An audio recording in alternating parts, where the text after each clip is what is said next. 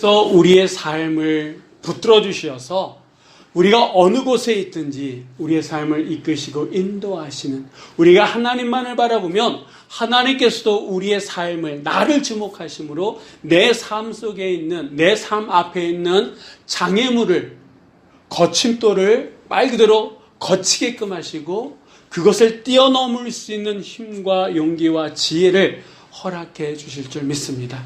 특별히 오늘은 9월의 첫 주입니다. 지난 한 달, 지난 8개월의 삶 속에 우리의 삶을 이끄셨던 그 하나님이 이 새로운 한 달 가운데서도 우리의 삶뿐만 아니라 우리의 가정과 우리의 교회와 그리고 이 나라 이 민족을 주님께서 눈동자같이 지키시고 보호하여 주실 줄 믿습니다. 그래서 이번 한 달 동안 아직 해결되지 못했던 문제들이 해결되어지고 여전히 우리의 삶의 발목을 잡았던 그런 문제들을 하나님께서 과감하게 끊어주시고 이끌어주셔서 이번 새로운 9월 한 달에는 이전에도 느끼지 못했던, 경험하지 못했던 하늘의 복된 은혜가 우리의 삶 가운데에 주어지게 될 줄 믿습니다. 로이 레신이라고 하는 신학자가 인간에게 가장 필요한 것이라고 하는 글을 썼는데 그 글의 내용을 보면 이렇습니다. 인간에게 가장 필요한 것이 지식이었다 그러면 세상을 사랑하신 하나님께서는 교육자를 보내주셨을 것이다.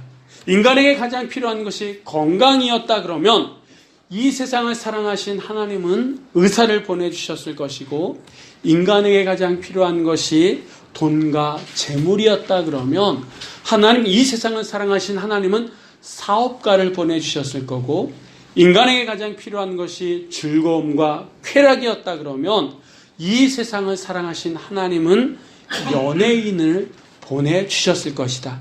그러나 인간에게 가장 필요한 것이 죄 사함이었기 때문에 죄 사함 없이는 하나님 앞에서 평안히 눈을 감을 수도 없고 마지막 날 하나님 앞에 설 수도 없기 때문에 하나님께서는 이처럼 세상을 사랑하사 구세주를 보내주셨습니다 라고 하는 그런 글이 있습니다.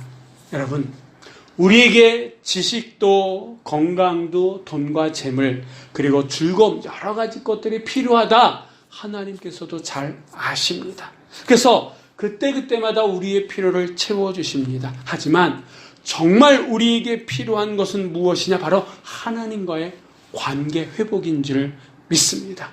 원죄로 인해서 그 죄사함의 길이 막혀있는 우리 인간들에게 하나님께서는 가장 필요한 바로 죄사함의 문을 여시기 위해서 예수 그리스도를 이 땅에 보내주신 줄 믿습니다.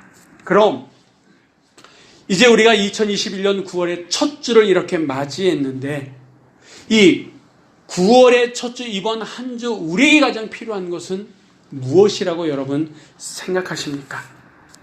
코로나19로 인해 가지고 코로나19를 다 잡았다라고 생각했는데 변이가 발생을 해가지고 이제는 델타 변이에 의해서 감염이 더 폭발적으로 늘어나고 있습니다. 이 코로나로 인해서 자영업자들이 힘들고 매일마다 수많은 이 자영업자들이 문을 닫고 있고 그 여파는 곳곳에 퍼지고 있습니다. 지금 이 시간도 교회 가운데에는요, 작은 교회들 가운데는 예배를 드리지 못하고 정말 말 그대로 문 닫은 교회들이 속출해가고 있다라고 하는 거예요. 이 코로나뿐만이 아니라 이거에 의해서 여러 영향들이 나타나고 사람들과 사람들 사이에는 불신이 쌓여져 가고 내 안에도 우리 안에도 화가 쌓이고 있지 않습니까? 그래서 작은 일 속에 어떤 화가 분노가 폭발해가지고 잊지 말아야 될 일들이 지금 벌어지고 있다라고 하는 거예요. 반인륜적인 그런 일들이 시시때때로 여기저기서 터져나오고 있다라고 하는 거예요. 이런 상황 속에서 우리가 9월의 첫 주를 맞이했는데 정말 우리 가운데 필요한 것이 과연 무엇일까? 저는 이번 한 주간, 지난 한 주간 그런 생각을 하면서 오늘 말씀을 준비하게 됐습니다. 여러분, 다시 한번 여러분에게 질문합니다. 이런 상황 속에서 코로나 팬데믹을 비롯해서 정말 힘들고 어려운 이 상황 속에서 우리에게 필요한 것이 과연 무엇일까? 오늘 본문 말씀이 우리에게 그 답을 준다고 저는 믿습니다. 예레미야 선지자. 이 예레미야라고 하는 그 이름은요, 하나님께서 일으키신다라고 하는 그런 이름의 뜻이거든요.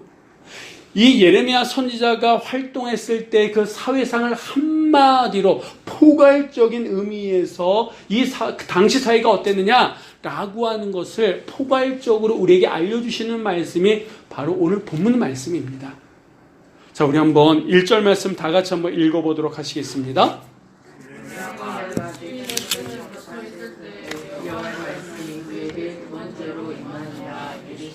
아멘.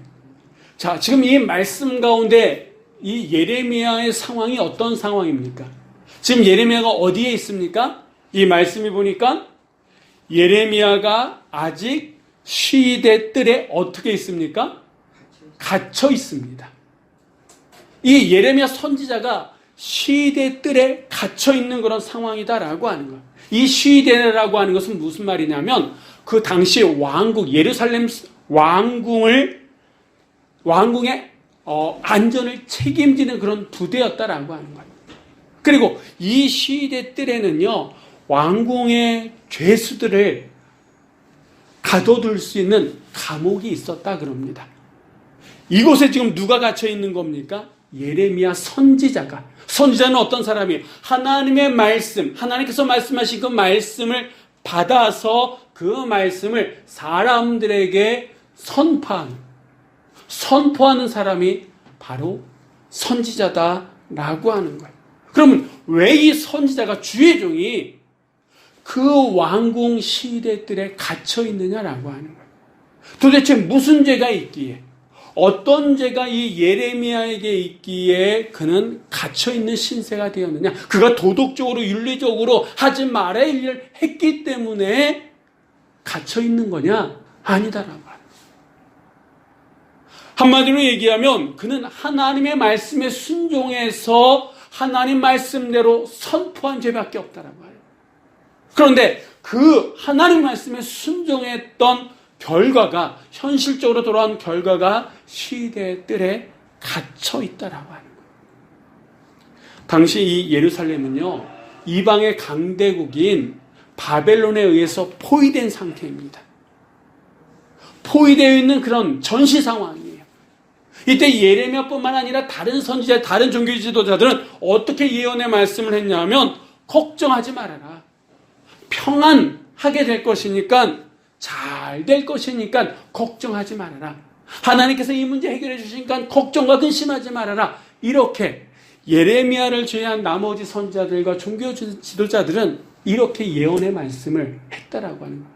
반면에 하나님의 말씀을 받은 이 예레미야는요, 하나님께서 아니다. 하나님의 심판이 곧 임하게 될 것이고, 이 예루살렘 성전은 회파되어질 것이고, 왕은 포로로 끌려갈 것이다. 이 이야기를 나의 백성 이스라엘에게 하라. 하나님께서 말씀하셨거든요. 그러니까 이 예레미야 입장에서는 이렇게 예언하는 게 부담스러운 거예요. 그래도 하나님께서 주신 말씀이니까 그대로 정직하게 선포했습니다. 순종했어요. 그랬더니 돌아온 건 뭡니까? 시대들 감옥에 갇히게 되었다라고 하는 거예요. 우리가 생각할 때는 하나님을 믿는 사람들이라 그러면 이렇게 신령한 선지자가 이렇게 얘기하면 그 말씀을 듣고 회개하고, 그럼 주여 우리가 어떻게 해야 됩니까? 금식하면서, 죄를 뒤집어 쓰고 금식하면서 하나님의 때를 기다려야 될 것 같은데, 당시 사람들은 그렇게 하지 않았다라고 하는 거예요. 그저 지금 편하니까 부족함이 없으면 좋겠다, 근심이 없이 좋은 게 좋은 거다, 이렇게 생각했다라고 하는 거예요. 하나님의 뜻 물론 중요하지만 그래도 그 뜻이 무엇이든 간에 나만 행복했으면 좋겠다, 이런 생각을 했다라고 하는 거예요. 특히 왕을 비롯해서 귀족들, 당시 기득권을 가지고 있었던 사람들은 이런 생각에 다 가지고 있었다라고 하는 거예요.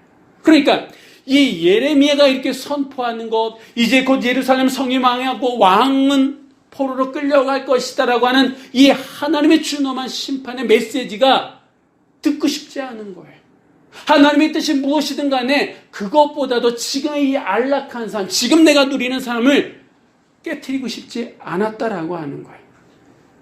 그래서 어떻게 했습니까? 그런 이야기, 하나님의 준엄한 심판을 얘기하는 이 예레미야를 옥에 가두고 말았다라고 하는 거예요. 여러분, 하나님의 백성들입니다. 스스로 나는 아브라함의 자손이다라고 하는 거예요. 하나님은 나의 하나님이다 이렇게 믿으면서 살아왔던 사람들입니다.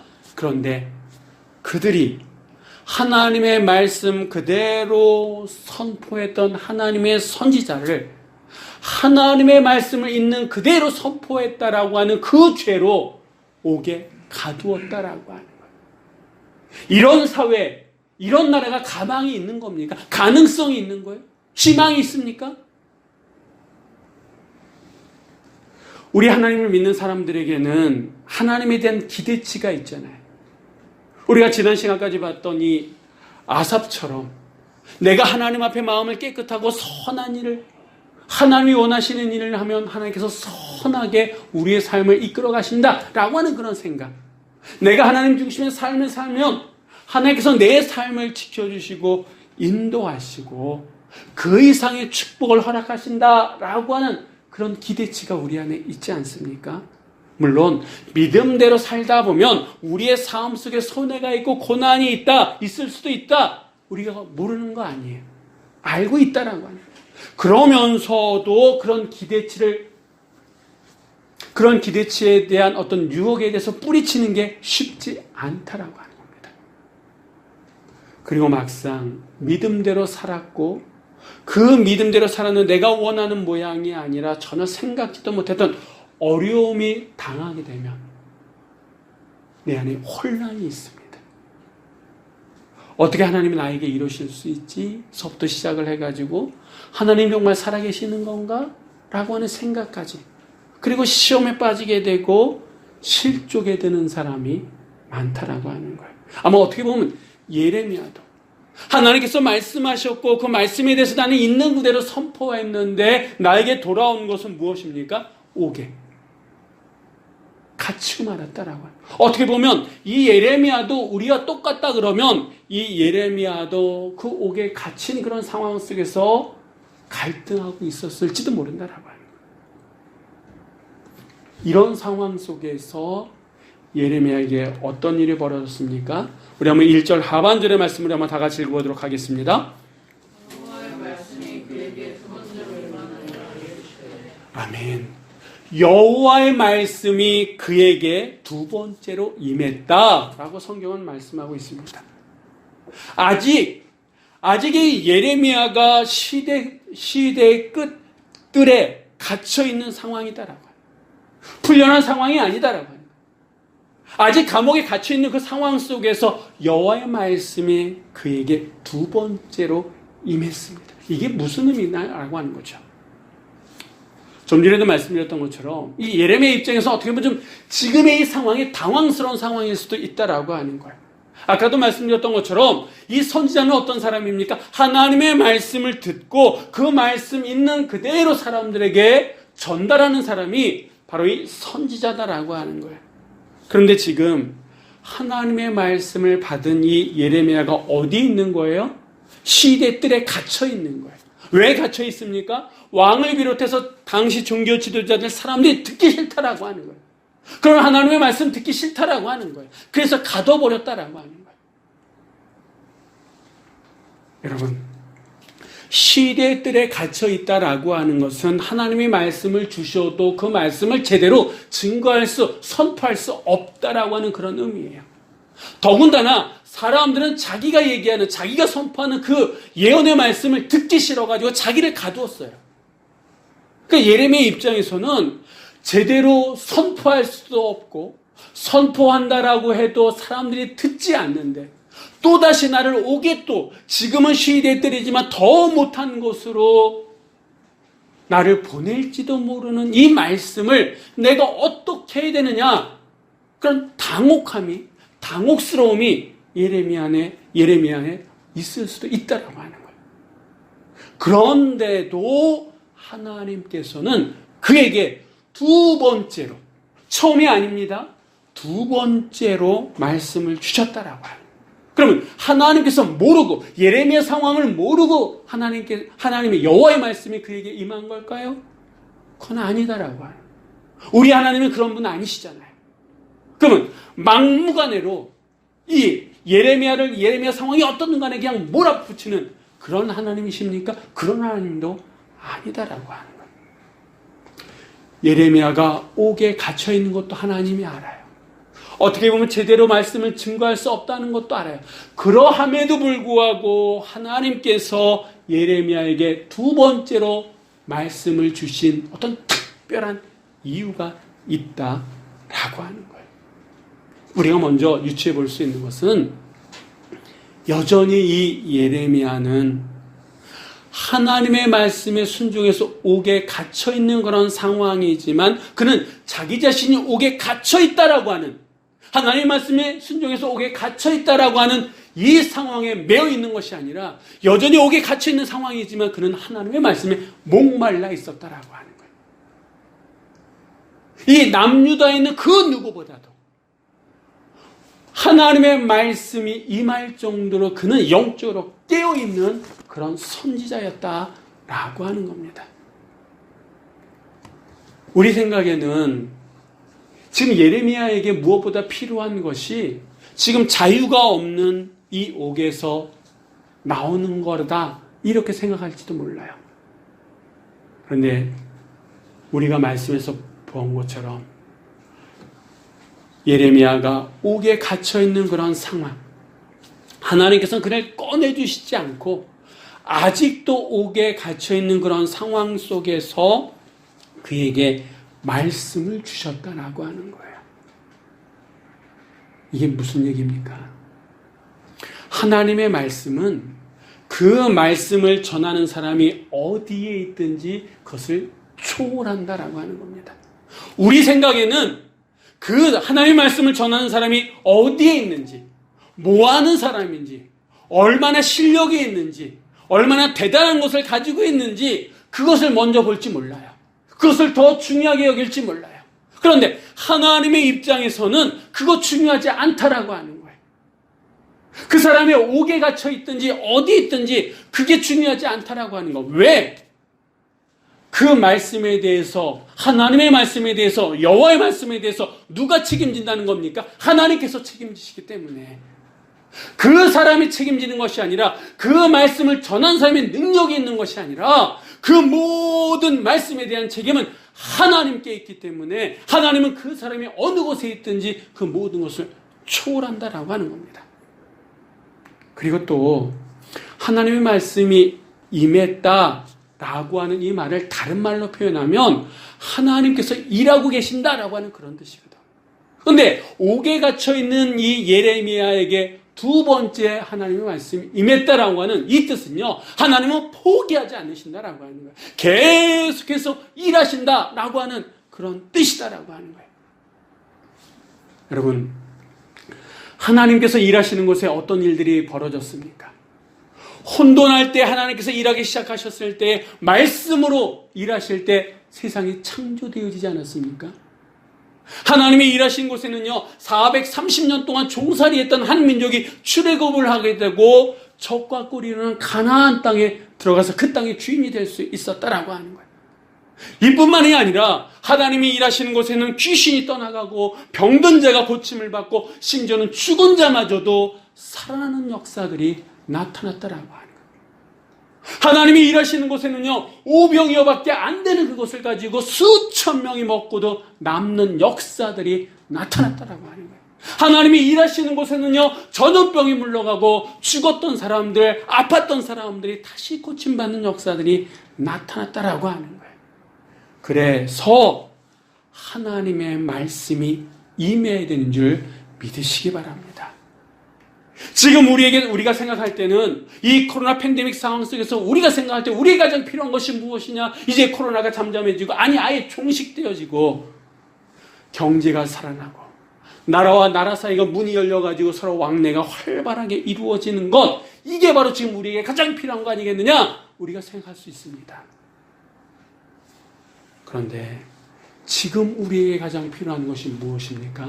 하나님의 말씀이다라고 하는 거예요. 하나님의 말씀이 우리에게 임해야 된다라고 하는 거예요. 그 말씀 따라 역사하시고 그 말씀 따라 일하시는 하나님의 능력의 손길이 우리의 삶 가운데 임할 때에 비로소 모든 일들이 제자리를 찾아간다라고 하는 거예요.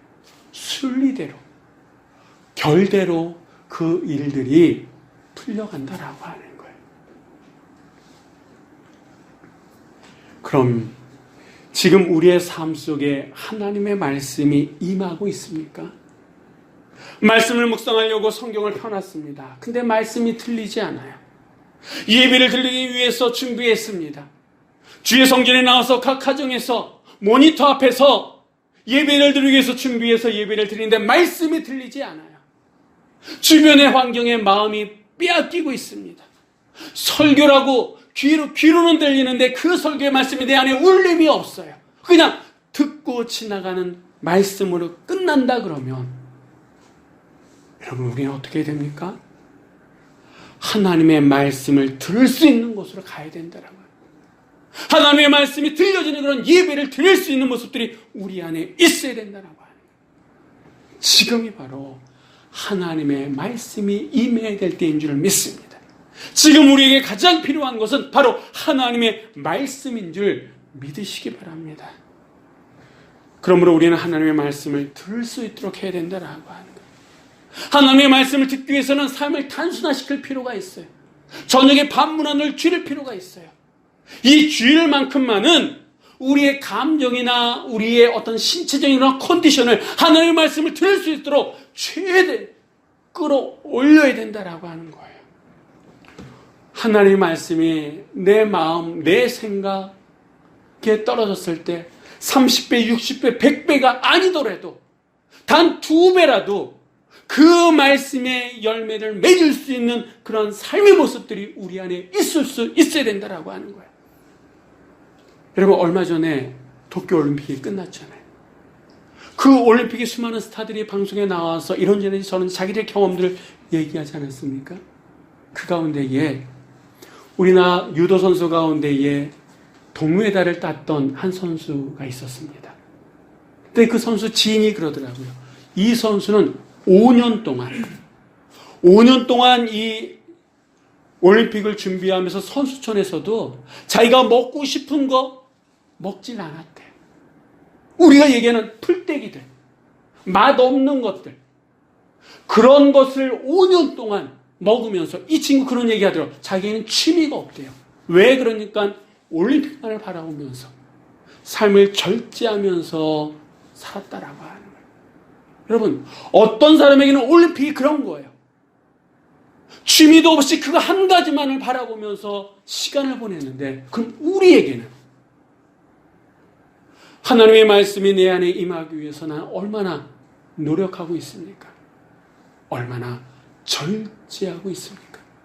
내가 예배를 드리고 있다. 이거보다 더 중요한 것은 그 예배가 하나님께서 받으시는 예배냐라고 하는 거죠. 하나님의 말씀이 임하는 예배냐라고 하는 거예요. 옥에 갇혀있는 예레미야. 하나님 그에게 말씀을 주셨어요. 어떻게 보면 우리의 상황 중요치 않다라고 하는 거예요.